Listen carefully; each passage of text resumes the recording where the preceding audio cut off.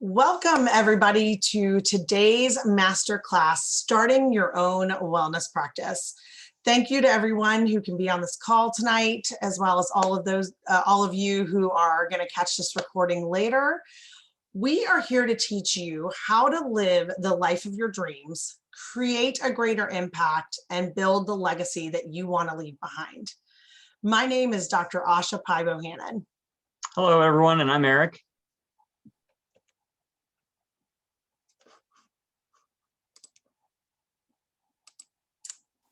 I would love for those of you that are here tonight to comment in the chat to see how many of you are feeling overwhelmed and stressed on a daily basis.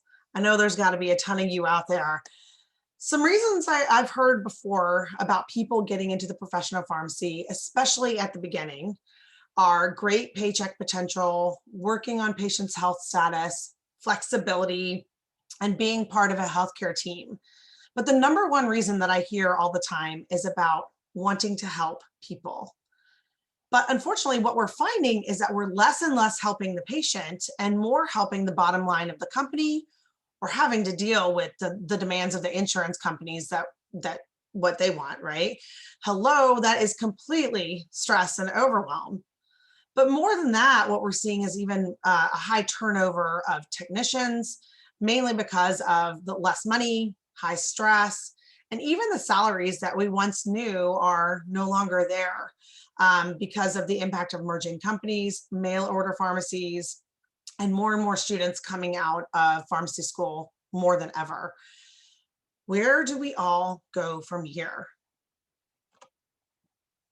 We all know that the stress from work is actually causing a lot of job burnout. And actually, a report from McKesson states that there are 6 hazards that lead to this job burnout. Number 1 is control, being held accountable for results that you produce, but having less and less say in how you accomplish the job.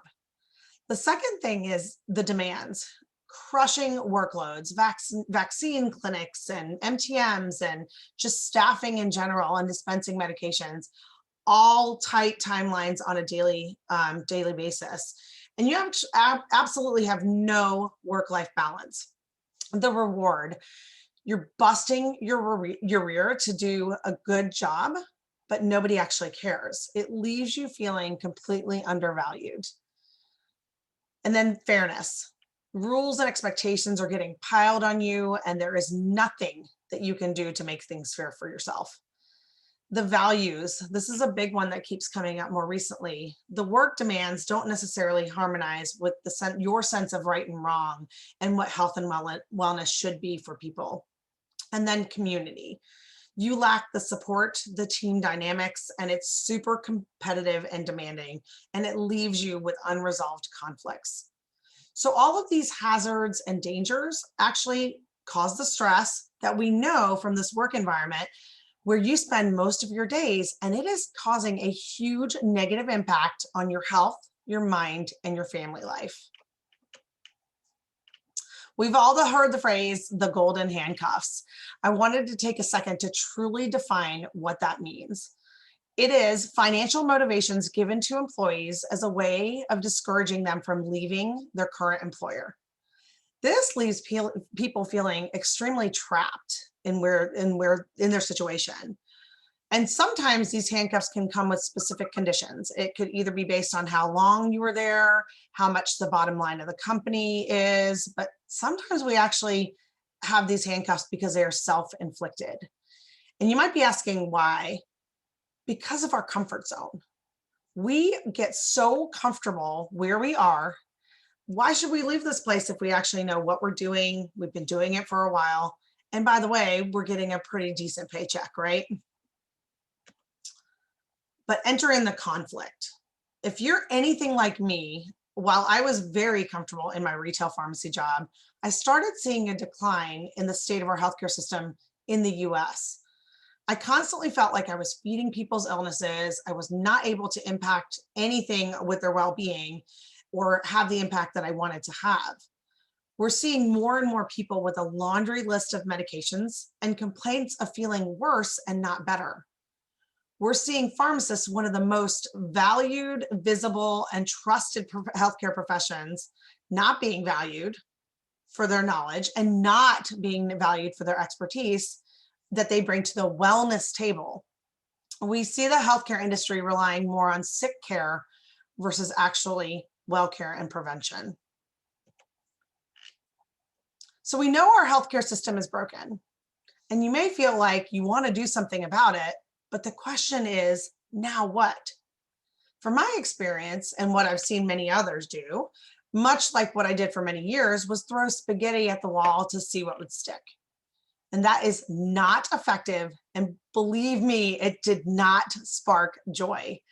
Quoting from Marie Kondo, right? And let's face it, that is exactly what we all need right now, is more joy.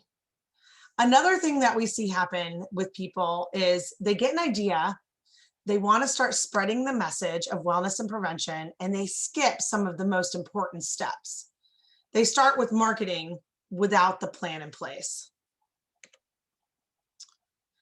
Now, there is freedom in doing things in the right way, in the right order, and knowing that you have all the pieces of the puzzle in the right place to create a wellness practice that fulfills you and helps the right audience and helps you get rid of the financial stress will give you the harmony and peace of mind that you so rightly deserve. It's time to break free from the golden handcuffs and find your very own pot of gold. So I want you to comment in the chat, who is ready to jump into learning the secrets to creating an impact through having your own wellness practice and living the life of your dreams?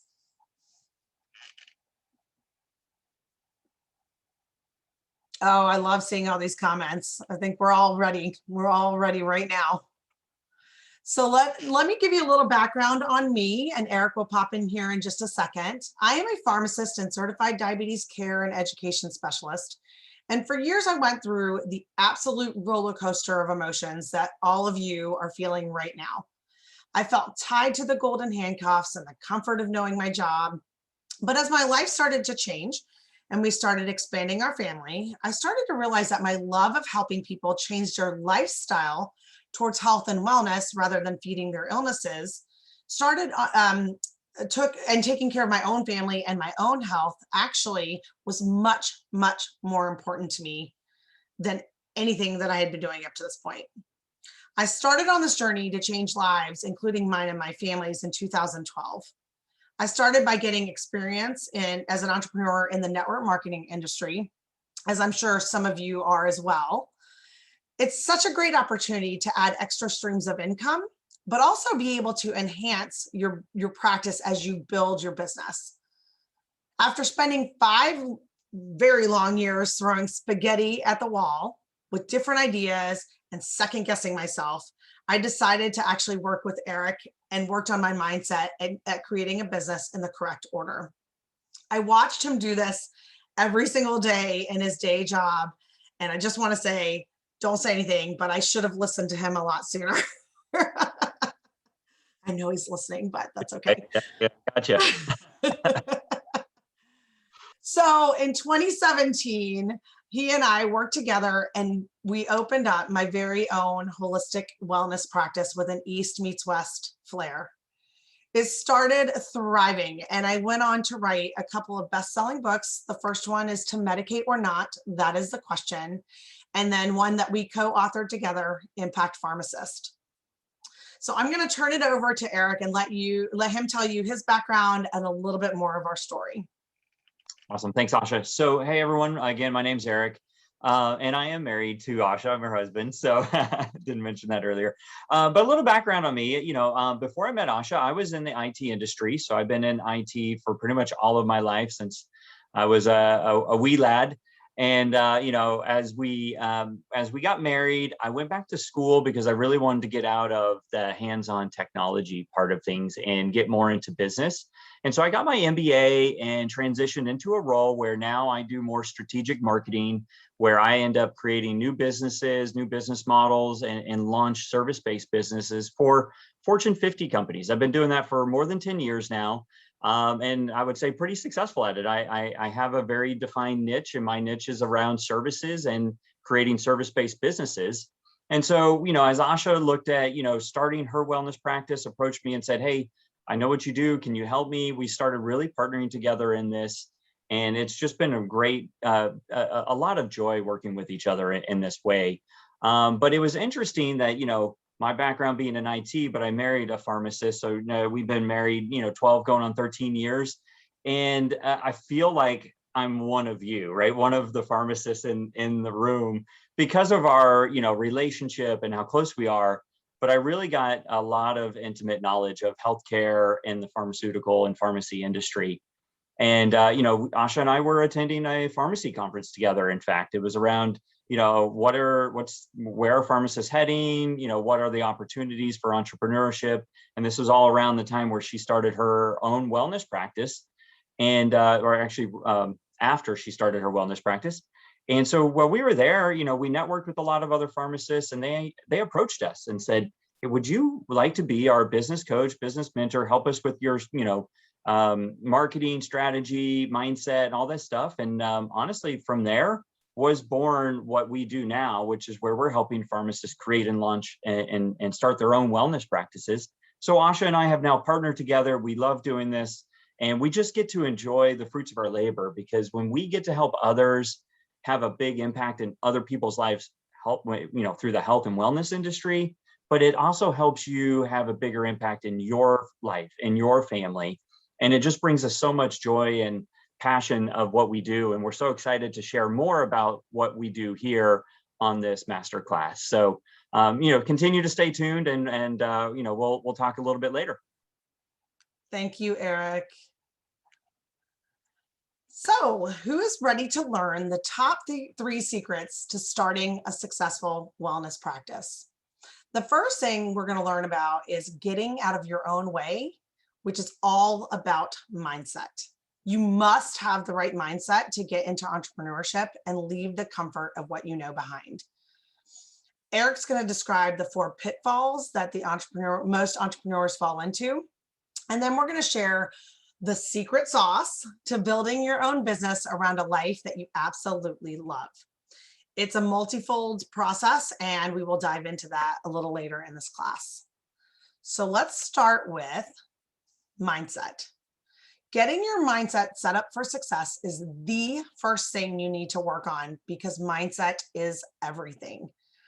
What tends to happen is all of your fears start to set in. All of your shortcomings, or at least the ones that you think that you have, start to set in. All of the objections you create in your own mind start to set in. We need to put all of those out on the table and tackle them head on.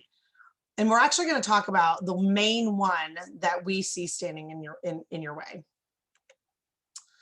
The number one thing that holds us back is analysis paralysis. And it's a phrase that a lot of us have heard, but what does it actually mean? It means overthinking a situation or decision so much that action is never taken. And as a pharmacist, we often get struck with analysis paralysis. So we overthink and underwork. We start thinking of all the questions we think we need answers to. We start thinking of all the options that we have. In fact, you may have come up with a list of things to research and find out already. You may have a list of questions for this webinar, right? You may have even created a pro-con list. You probably have 100 million different questions and thoughts that are running through your head, which actually leads you to not taking any action and moving forward. Instead, now you're paralyzed by the idea that you need to analyze everything to death. And this, honestly, friends, is not a fault of your own. We were literally trained this way all through school. We were taught to research everything and know bits and pieces of all subjects. We are not taught to be experts in a particular area. We're taught to be the Jack or Jane of all trades. We're also not taught to really think outside of the box. We always had these lanes and paths in our way. So when it comes to trying to start a business, we get stuck in this analysis paralysis because of the thought process, I don't know enough. We're not taught a lot about running a business unless it's a retail pharmacy, brick and mortar store. But really, that's it. That's all the entrepreneurship that we were maybe given a little bit in school, let alone start a wellness practice. What, right? So I remember one of the acronyms that we learned in school was FTD, first think drugs. And so what does a pharmacist have business doing a wellness practice, right? But every pharmacist I speak to, including myself, other than the fact that we're trying to get into wellness, always thinks that in order to start a practice, they actually need to research more and get yet another certification, or find more knowledge in a clinical way. And what I'm here to tell you is that the funny thing is we don't seek the information to actually start a practice. We seek more clinical information, which, by the way, we have enough of. But somehow we think that this clinical knowledge is going to just, droves of people are going to be coming to us for our business. And I'm here to tell you that you have everything you need in clinical knowledge to do this. As we get into talking about your specific niche, that's when we can talk about what you specifically need to go learn or research or do to really help the patients that you have coming to you. But doing it this way and doing the right things first, instead of going and getting yet another certification, will save you tons of time, money, and emotions more than anything else. So the next thing to look at, once we kind of get in that right mindset and we start moving forward, is to look at your strengths. I know for me, as I was growing up, we always talked about how to make your weaknesses stronger, right? And while that's important, that, my friends, is the wrong mentality. We should be capitalizing on the things that we're strong at. We should be helping others by using our strengths. And do not get me wrong, we should absolutely know where our weaknesses are and where we lack strength, but use those for opportunities for growth. And we should also then collaborate with those who shine in the areas that we do not. Somewhere along the way, we were taught that we should know it all, but we do not need to know it all and do it all.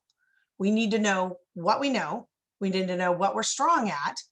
We need to know what we're passionate about. We need to know where we want to specialize, and then move forward from there on your quest to help others and make an impact in this world. A successful business leader will find others to strengthen them where they are weak. I love the saying that a great leader should never be the smartest person in the room. They should surround themselves with people who excel in the areas that they lack knowledge. And likewise, an entrepreneur, while you may not have employees to begin with, you should definitely consider outsourcing to those that are stronger in the areas in which you are weak. Successful entrepreneurs are not risk takers, they are risk avoiders. Avoiding risk means finding ways to get help from others, especially in areas that are not your core competency. So once you've discovered your strengths, you also want to look at some motivating factors. And in this, we want to discover where your focus should be, and it is hidden in your why. People usually start with what they want to do, but what ends up happening is that they get stuck in the plethora of things that they like to do or that they know about. And even worse, sometimes they actually get stuck in the things that they don't know. So what happens? They move on to learn more about what they don't know, to see if there's something hidden in what that they might want to do or focus on. And what most people don't realize is what they actually want to do is already in them, and it's hidden in their why.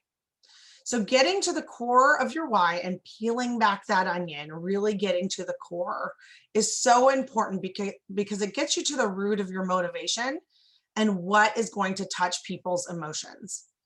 Knowing your why can actually create the business of your dreams, and it does several things. First, it increases your happiness. Second, it helps you stay on task and focused. And third, and in my opinion, most important of all, it helps you make the impact that you were born to make. Discovering your why also helps you find your motivating factors, and motivating factors align your why with your strengths to find the sweet spot for your direction. So to find your direction, I use a tool called the True North. Bill George, author of Discover Your True North, describes the concept of your true north as the internal compass that guides you through life. Your true north is like your North Star. It guides you in the direction you would like to go with your business, your life, and your purpose. You must know where you're headed and why you're headed there in order to get to where you want to go. A compass provides the actual ideal metaphor, in my opinion, because just as a compass points you towards a magnetic field, your personal true north directs your path and pulls you forward. So discovering your strengths, your why, and your true north leads you to your specific niche, or as I like to call it, what sets your soul on fire and makes you want to jump out of bed in the morning. At the intersection of your strengths, your expertise, and your purpose lies the niche in which you should focus on. The part that tends to skew us from our niche is a scarcity mindset. So there's that word again. Mindset is key, right? It's the I need money. I need to have a job. I need. So I'm just going to do whatever it takes. Whoever comes my way, whatever it takes, I'm going to do it. However, in my opinion, there's a limit to the whatever it takes. So I want to define for you where that limit is. It means that you have to find the right people. You want to get in front of the right groups to share your message and what you can do for people. Because I have found there is a significant amount of exhaustion that you will feel if you just take anybody that comes your way that doesn't fit your niche. And you will be doing yourself and your potential clients a huge disservice to just fit them in. I like to think of it as trying to jam a square peg into a round hole. It just shouldn't be tried. Trust me when I tell you, I was there. Between the scarcity mindset and a huge servant's heart that I have, all of us, we all have this, and this is why we're in this profession. You will want to help anyone and everyone that comes your way, and that is just not possible. You have to have a weed out process, and finding your specific niche and staying in that lane will do just that. So by now, you should have figured out that the main thing that is stopping you is you. When we get paralyzed by the fears that we create, fear of the unknown, fear of not knowing enough, fear of not knowing what to do, we stop. And as pharmacists, we were not trained to run a wellness practice. On the other hand, we also have this other kind of side that says, oh, I know what to do, right? I know how to start a business. So we go off and we do things out of order. We need a name. We need an LLC. You need a website. You need business cards. Take it from me, none of those things mattered until I knew what niche I wanted to be involved with and who I was serving.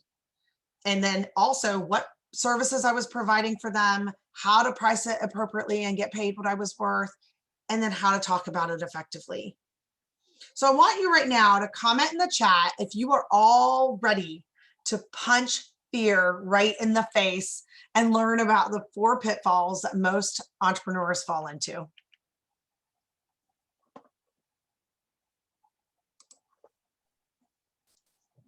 That's right. Yep. So it's my turn. I'm going to talk around the 4 pitfalls that you just mentioned, and that a lot of entrepreneurs and new startups face.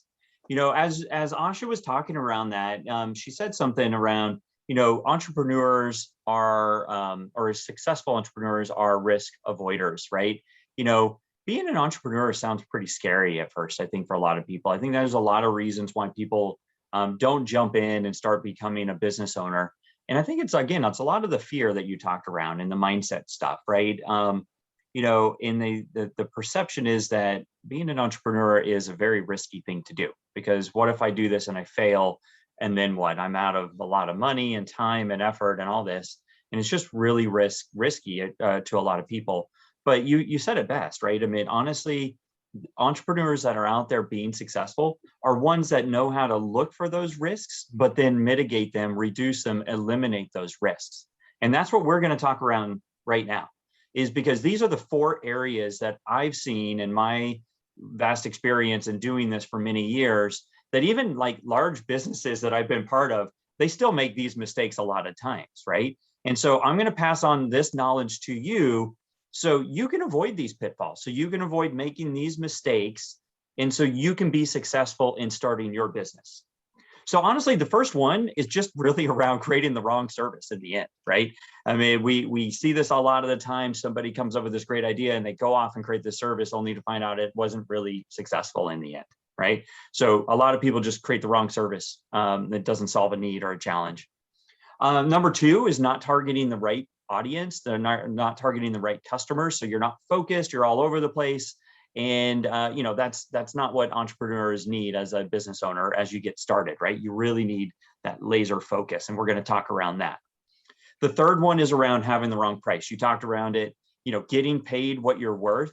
I can't tell you how many clients we've worked with who have basically said, oh yeah, I started doing some stuff and I'm not even getting paid a dime for it. And then like that breaks my heart, because I know how much these pharmacists are actually helping people even without knowing all this other stuff first, and they're still not getting paid. So we're going to talk around some pricing options, strategies, and things, and making sure you get paid what you're worth.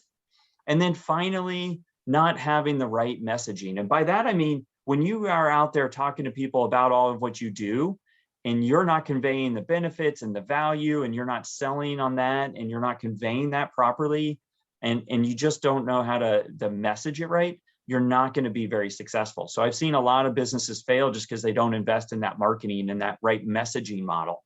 So, again, we're going to talk through each one of these in the next few minutes here. And I'm going to start with the first one, creating that wrong service in the end. As I said, a lot of people are out there. They're like, oh my God, I had this brilliant idea. It's the best thing since sliced bread, right? And we all love bread, but honestly, they didn't do their due diligence. They didn't really think about, what problem am I solving for that this service is going to address? They just think that it's just, hey, if I go do this, and I think you mentioned it, get this certification in functional medicine, nutrition, whatever it is, people are just going to flock to me, right? Hey, this is a great idea. I should go do this. But you didn't do something. You missed a step. And that is understanding your customer.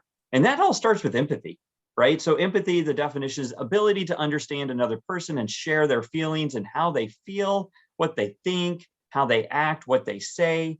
And so it's really at the heart of designing anything, whether it's a product or service. In this case, we're going to talk services, right?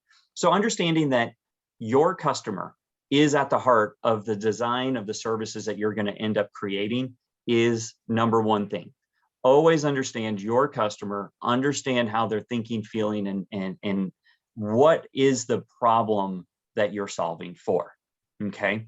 So you got to walk in their shoes. You really need to think like them, right? Put yourselves in their shoes. You may be one of your future patients, right? There's a lot of people that had their own issues, saw something, fixed yourself, and that you can understand and relate to others as well, right? So you may or may not be there, but if nothing else, understanding your customer, your niche market, as what Asha talked around, and finding that, and then really doing this in a way that makes sense. And so we've given a template, that you can use that really walks you through this. And what we call this is a customer persona, right? Filling this out, going through this kind of an exercise, and really thinking about, what is it that they say, think, and feel today? What are the pain points that they have? What are these opportunities that I can bring and do something unique and different to this, niche market and this customer that I have in mind?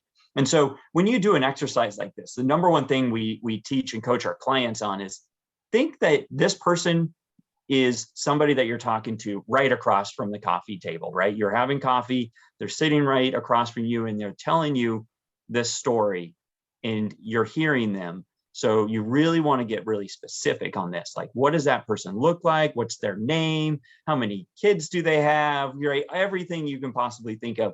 You want this to come to life, and you're going to want to name this and use this customer persona in everything you do moving forward. Okay. So if you do that, then you've done the first part. If you truly understand your customer, understand their pains, what challenges they have, then you can start designing a service that addresses that, that problem. So you have the solution in the end that they need. Okay. Pitfall number two is talking to the wrong customer, right? So again, it kind of goes, I think you said the same thing earlier where you're like, hey, let me just go talk to a whole bunch of people, right? So let me just go talk to everyone that I can tell in this world. And by the way, you're excited. And so there's nothing wrong with this in the end because you're excited to do this and I understand it. But you need to do it in the right way in the end. Otherwise, you're just going to be wasting a whole lot of your time and you don't want to do that. That's not going to be successful. Okay. So one thing, again, this is what a lot of people do. So I really want to have you imagine for a minute, you've got this bow and arrow and you're drawing it back and that bullseye, that target, you're aiming for that. Okay. And what a lot of people do is they're aiming and they're firing and they're shooting. They're talking to a lot of people. They're not hitting a whole lot, right? So even though you've got this really great service that solves a challenge, if you're out there talking to the wrong people, you might hit a little bit here or there, but you're still not going to be very successful. And we don't want you to go through that. So ultimately, what we want you to do is spend that time, spend that money on your target market.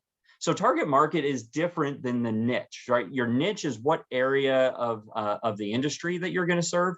But within that niche market, you want to get laser focused on this target market. So these are all the people that have the same similarities to this customer persona that you started with, and then spend your time, money, and effort on that target market, right? So I'm going to give you an example and an analogy. This is called the red ocean versus blue ocean territory, okay? So you can kind of see pictorially on the right, it's called the red ocean territory, and you can probably understand why. Well, there's a whole lot of sharks swimming in that ocean, okay? And so there's a whole lot of blood in the water that's making it red. Well, the sharks represent competition, okay? There's a whole bunch of fish, or in the bottom, the fish hooks, right? That's also the competition. Sharks or fish hooks, however you want to look at it. Some people like sharks or not, but the bottom line is the fish are your customers and there's a whole bunch of competition over there. It's a fierce fight and you don't want to play in the red ocean territory. What you really like is on the right. That's that blue ocean that you see. So that blue ocean territory, you got the nice calm waters. There's not any blood in the water, right? And so you really want to jump in on the right. And what that really represents is that blue ocean territory is that niche market that you identified. And what you're going to do is you're going to go target those customers and you're going to do whatever it takes. And we're going to talk around this in a little bit, but to stand out from that competition, right? Asha, you mentioned it a little bit ago, but network marketing, as you started with that, that's a great way to differentiate yourself in the marketplace sometimes, is building that into your wellness practice. So, you did that, and I think that helps set you apart from others in the industry. So again, as you're swimming in the blue ocean, there's still going to be some competition out there. And in fact, some competition is a healthy thing because it actually shows that there's a viable business there. You just don't want to be in that space where there's a lot of competitors. And if there are, you need to figure out what you can do to stand out from that competition. Okay. So it really goes back to being very focused, being very targeted, and being very precise. So I'm going to give you an example from this target market perspective and what that means and looks like. So we'll start with the healthcare industry, right? Big, huge industry. So many people out there. You've got doctors, healthcare practitioners, pharmacists are in the healthcare industry. There's so many people. It's so broad. And to say that, hey, I serve the health and wellness industry it's just too broad. It's like, doesn't tell you what you do. So you're swimming in that red ocean. You don't want to do that. So you need to narrow it down. The second, ring around this is, let's just say that you're in the pharmaceutical industry. So you're a pharmacist, you're in that industry, right? But that doesn't really tell you a whole lot. Are you in R&D? Are you, creating the medications and pharmaceuticals? What is it that you do, right? Where do you, what market do you serve? So it's still too broad, right? So you drill down a little bit more and now you're saying, oh, okay, I know I'm in the retail pharmacy market. That is definitely much more specific, right? You're a retail pharmacist and that's your skill set. Again, good, you're honing in, that's where you're at. Now, again, the last, second to the last ring here is, let's say you've decided that you want to help women and you want to be in the women's health space. But what do? Are you helping them with diet, nutrition, exercise, functional medicine, hormones? I mean, you name it. There's a laundry list in women's health, right? It's still so broad, right? So you don't want, again, that's still red ocean territory. Go deeper, dive deeper. And then eventually you're going to get that, going back to your that chart that showed your strengths, your purpose, and your expertise in finding that niche market, that's really what you're going to target here, right? So that's that market. And in this case, your market is going to be, women's hormone balancing as an example. Okay. So then that you've got that niche market, you've identified that, then you need to start targeting within this niche, who are you going to serve? Okay. What age, what demographics, all those things that you want to start thinking about. Okay. That's going to really help you focus your efforts and your time on the right people to talk to. Okay. So that addresses two of the pitfalls, right? Creating the right service, talking to the right people. Let's pretend you do that, but all of a sudden you're out there and you're selling a lot of your services because, gosh, you just priced them really low, right? So everybody wants it because you underpriced yourself. You're not getting paid what you're worth. And so you got a lot of people buying your stuff, but you're not making a whole lot of money. You don't want to be there. On the flip side, you could say, hey, I priced my services really high. I'm getting paid very much what I'm worth, but you may be overpricing your services. And so you're not getting a whole lot of customers to, buy your services and build your business.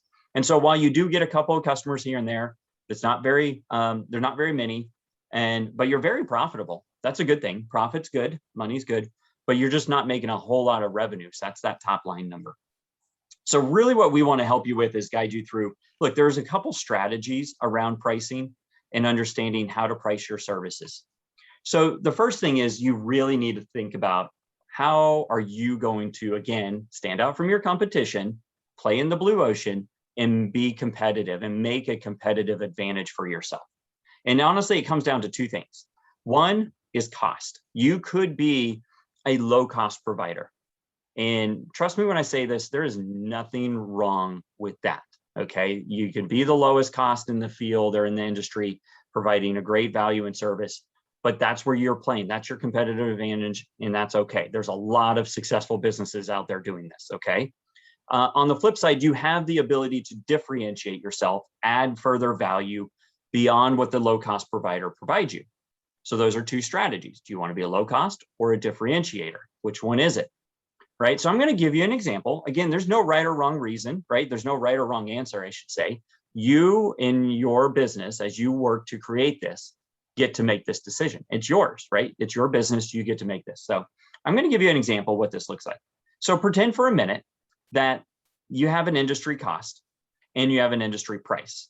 Now, in this example is Walmart. We've all heard of Walmart. They are a low cost leader, right? They are very efficient with their costs. Because of that, their costs are down here versus the industry up here. Now, they're less expensive than the broader industry. So Walmart may be cheaper than, say, the Kroger or Harris Teeter down the road in our area, at least. So they're cheaper, but they're still making a good deal of margin because of their cost, right? That's their competitive advantage. So it's not like they're losing money just because they're low cost and lower price. On the flip side, you're going to have somebody like a Whole Foods. Now, a Whole Foods is a premium brand grocery store. And so they have differentiated themselves on customer service and different kinds of products. And so what happens with them is they're going to be at a cost factor that's either at industry costs or higher, but they're also going to charge a much higher price. And so that's their price point is up here. So they're charging above what everybody else in the industry is charging. Their costs are higher, but they're still making a lot of margin in dollars too, in terms of profit. So again, you could do either one, but understanding this is a strategy and making that determination is one of the first decisions that you need to make in pricing your services. If you don't have this, that strategy, you're not going to understand how to price your services in the end. Now, I'm going to give you how to do that, right? Now, there's two ways. Again, there's a cost plus model and a value-based model. Now, a lot of service-based businesses do the cost plus, okay, because it's easy and it makes a lot of sense. The value-based model is more complex, right? And I'm going to say this is all, honestly, there's a bit of art in science. There's no here's the formula, magic formula for your, pricing your services. So it takes a little bit of research and knowledge, but we're going to give you some of that here, right? So the first one is cost plus. So I love the examples, and I'm just going to build this out for you to understand. So your cost plus pricing model first starts with understanding how much it costs you to provide your service. So this is something that you need to determine: how much time and energy and effort do I spend on providing a service to a client, and determine what that cost is. In this example, I'm going to make it super easy for everybody. It's $100. Okay.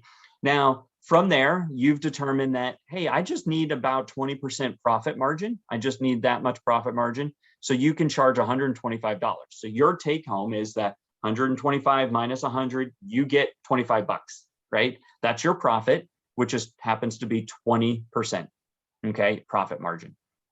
So that is a cost plus, super easy. What are my costs? What's the margin that I want to achieve? And boom, I'm done, right? So again, a lot of service-based businesses do that because it is easy. Now on the flip side, value-based pricing. This becomes a lot more complicated, but it is well worth it if you can do this, okay? If you want to spend the time and effort in doing this, it is well worth it in the end. You still have to determine your costs. And I keep going to that because you should never charge less than it costs you to deliver a service, okay? So don't ever underprice yourself. So you always start with that. That is your floor. Don't ever go below that, right?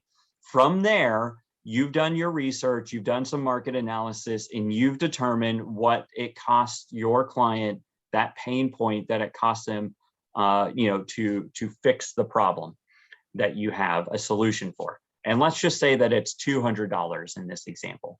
So you could charge anywhere from your $100, your cost, to upwards of $200.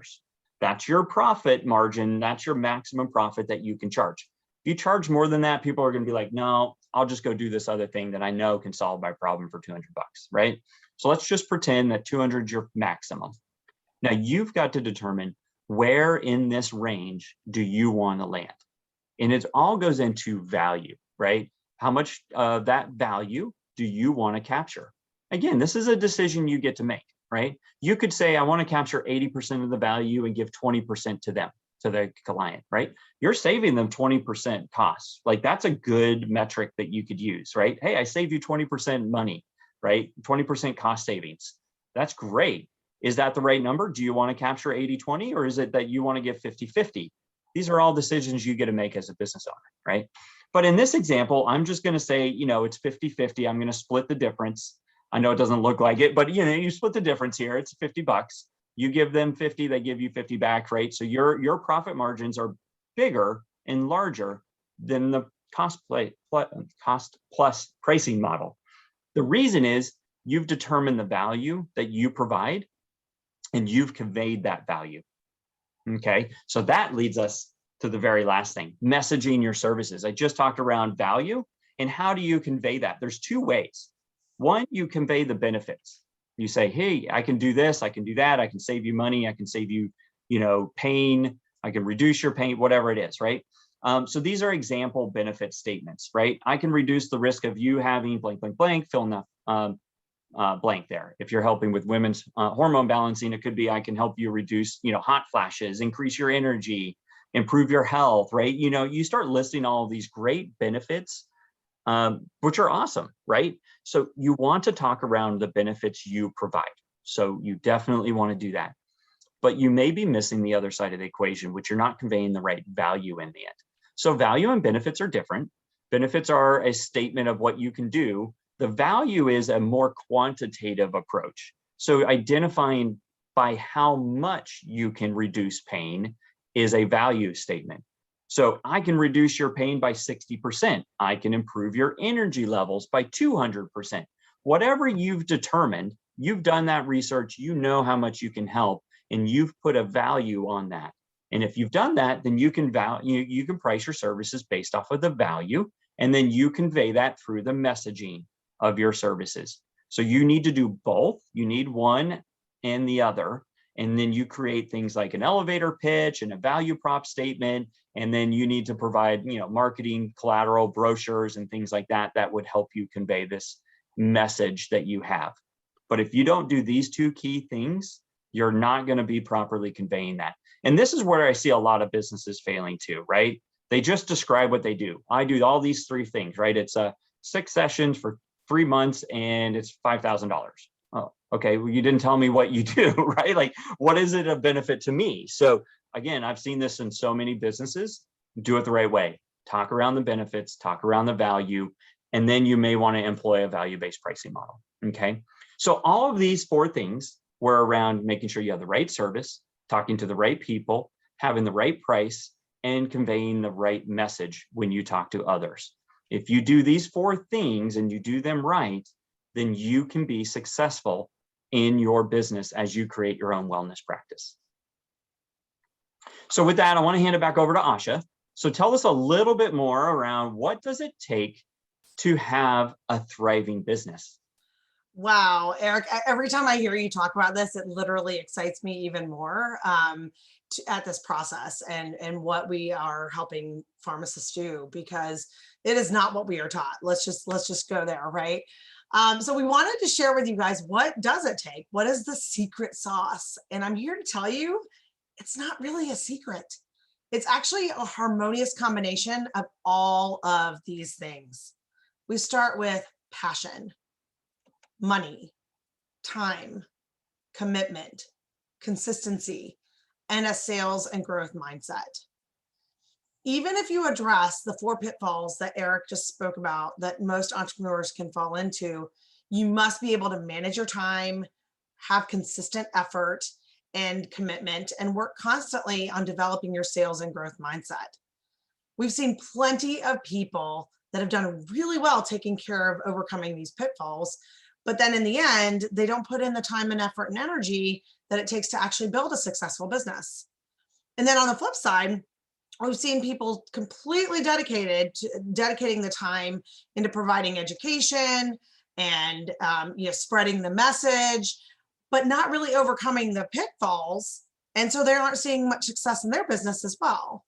So we believe the true secret sauce, if you will, is in tying these things together, these key areas: the passion, money, time, commitment, consistency, and developing that sales and growth mindset. So let's start with objections. We hear a lot of objections. We hear, I don't have the time, I don't have the right knowledge, I don't have the money, I don't know where to start. And as the saying goes, let's start with time for a second. Time is what we want most, but we use the worst. And let's face it, most of us are always looking for the perfect time to start a business, to start a family, to whatever it is, right? We're looking for the perfect time. And I'm here to share this little secret, which there isn't a perfect time. There isn't one. And this goes back to that analysis paralysis. So we get so struck with paralysis of trying to find that right time and that perfect time that time never comes. And so I'm here to tell you that all we have is right now, and now is the time. As for your knowledge base, you have enough knowledge and value that you bring to the table right where you're sitting right now. Sure, you can absolutely increase your knowledge, but yes, you do have what it takes right now to start a practice and be successful and be thriving in your life and in your business just the way you want to be. So the other part is taking action in the right way. So once you've kind of gotten all of these objections, now what, right? So we want to start you on the right path. You need to take action in the right way. And we had one client actually come to us that she wanted to kind of vet her idea. She wanted to make sure that she had a viable idea before she got started down the path. Lucky for her, she did. And we did discover that she had a viable business and a viable niche. And we saved her, and she saved herself really, because she's the one that came to us, time, money, and stress down the road. And here's an analogy that I love to use. Let's imagine building a house. Now, would you start with A, creating a plan, building a solid cemented foundation, and then according to the blueprint, then start putting up the wooden beams for the walls? Or would you B, start with the wooden beams and then maybe go back later and lay some cement if necessary? Which one? Having done both, I personally would choose A, I want to start with a solid foundation and the knowledge and comfort that everything I do that comes later will not come crashing down on me. So, are you ready to demolish your objections? Are you ready to jump right in and start taking action today? We're here to help you do just that. So I want you to take a moment, sit back, breathe, relax, because I know we've given you a lot of information, but I really want you to think about what you're sacrificing in your life right at this very moment. Are you sacrificing your health? Are you sacrificing time with your family? Are you sacrificing your own personal fulfillment? Now I want you to think about this. Are you ready to grab life by the reins and create the life of your dreams and the life that you've always wanted and deserve? I want you to flood the chat with that response right now. Oh, I'm loving seeing the yeses, and I'm ready. I love it. I love it. So next, are you ready to start the journey to start your own business and create a wellness practice? I hope so, because it's an exciting place to be right now. There's such a disruption in our profession right now, and we have an exciting opportunity to be trailblazers. I've been exactly where you are, and I've had all those butterfly feelings, and I know exactly how excited you must be. We've been helping pharmacists just like you create and launch their own wellness practices and businesses for over the past 2 years, as Eric kind of mentioned before. We've taken all of our processes, learnings, and experience and packaged it together into a very simple, easy, and effective online program. This solution, honestly, is a no-brainer for the price that you pay. We've made this the most cost-effective solution for anyone who's ready to get started today. It is called the Impact Online Program. So I'm going to turn it right back over to Eric to describe what the course actually entails. Yep, thanks so much. Okay, so there's a saying that I love that talks around strategy, and this is how I say it. It's strategy without tactics is hopeless. Strategy without tactics is hopeless. Tactics without strategy is useless. You need both. In the end, you need both the strategy and the tactics to make something successful, right? And so our online program that we have called the Impact Online Program does just this, right? So a quick overview. This is a self-paced online program. There are 6 sections, 14 modules plus a bonus. So there's technically 15, but each section that we have is designed to take about 2 weeks. We know how everybody is very busy. You can do this faster as it's self-paced, but when we worked with our clients one-on-one, our program is around a 12-week program, and so we've designed this online program to be the same way. So it contains all of the videos, the audios, worksheets, templates, everything you need to guide you through creating your own wellness practice. So as I mentioned, this gives you everything you need: mindset, the business, the marketing, the strategy, the tools, the tactics that you need, the knowledge that you need in order to move you forward as an entrepreneur and starting your own wellness practice and getting you off in the right direction. We address all of those 4 key pitfalls that I mentioned earlier. So I'm going to walk you through real quick, high level, what the program entails outside of this. We're going to dive into this a little bit. So there, as I mentioned, there's 6 sections. The first one is I, standing for the impact part of things. I is for igniting your mindset. This is section 1. So within section 1, we have an introduction, and then module 1 of this section will talk around getting out of your way. So this is a lot of what Asha talked around today, but it goes much deeper with workbooks and worksheets and things that you can do on how to shift that mindset, realize what your superpowers are. Module 2 is around defining your why and true north. So Asha kind of talked around that today, but this will really help you guide you in that direction and give you all the tools and resources to define that why. Why are you doing this? And the guiding principles for you. And then finally, module 3 is around managing your time. So we're all busy people. We probably have a family, and more than likely, if you do or not, that's okay, but you're still busy either way. So we're going to talk around how do you manage your time? How do you realize how you can do this around your life, and giving you those tools that you need to do so. Now, the section 2 is M for meet your customer. This has 2 modules. So module 4 is around identifying and defining your niche market. So we're going to actually walk you through exercises, and you'll understand what that market is that you want to serve and what that blue ocean territory is. Module 5 is around identifying that target market within the niche and creating a customer persona. So we'll give you that template, we'll give you the workbooks, and walk you through step by step on our process of how we do this. The next section is P for playing in that blue ocean. So we talked around that today, and this is where you're going to learn how to do the right market analysis and research. How do I identify and define, do you have a good business model, right? So we walk you through on how to do that. Module 7 is around how do you differentiate yourself from the competition. So we walk you through on how to do some competitive analysis and research and understand what your business's strengths, weaknesses, opportunities, and threats are. We walk you through all of that during that module. Now we move on to section 4, the assemble and automate your services, or A for assemble.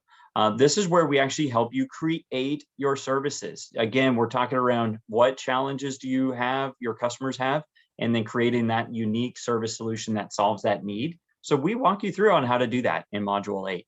In module 9, this is where we define your scope of service. So we really get into how do you determine what my services costs are?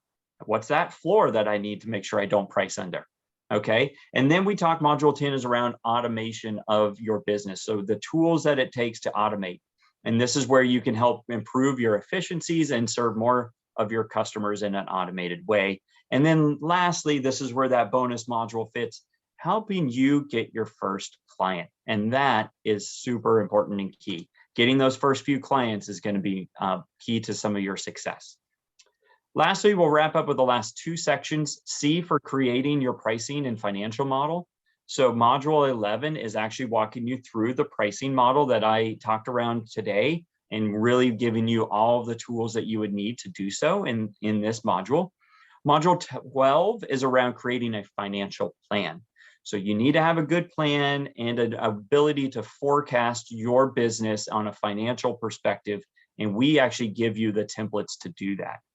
And then lastly, section 6, T for taking it to market, right? This is where we talk around all of that messaging, value propositions, and how to market yourself in module 13. And then finally, what does it take to put a marketing plan together? What is your strategy there? And developing that plan will be key to launching your business and making you not the best kept secret anymore in this space. So that's where we wrap up with the last module 14. So hopefully this gives you a good sense of what that is. And I just want to share a little bit of testimonials from our clients that have participated in our program. So this person is from Richmond, Virginia, and they say, I am really loving the program. I can't wait to see what I can do for myself by the end. I'm really enjoying listening to the modules, filling out the questionnaires, and the encouragement that comes from both of them with the online program. Eric and Asha will help many people just like me finally take the steps to get going in the right direction and be successful and happy. I'm so glad I made the investment. Testimonial number 2 talked around this person from Plano, Texas. Dr. Asha Bohannon and Eric have been a godsend, which I love. I love hearing that. We love helping people. They helped me dig deeper in finding my target audience that I'd already done previously working with another coach. I was impressed with how specific you can go to clarifying your niche. I am more prepared to move forward with clarity in my wellness practice and get paid what I'm worth. Thank you, Eric and Asha. And we love that. We love working with this client. And testimonial number 3 from California. I'm currently a 4th-year pharmacy student. So somebody who's just coming out of pharmacy college in the near future, and was looking for something flexible, yet also have the support with someone with 0 business experience. The online program was a good fit for me because it lets me work around my school schedule, yet also providing me with that one-on-one coaching if and when I need it. So again, we love working with our clients, love seeing their successes and their stories that they love to tell. So honestly, what are we waiting for? Let's get started today.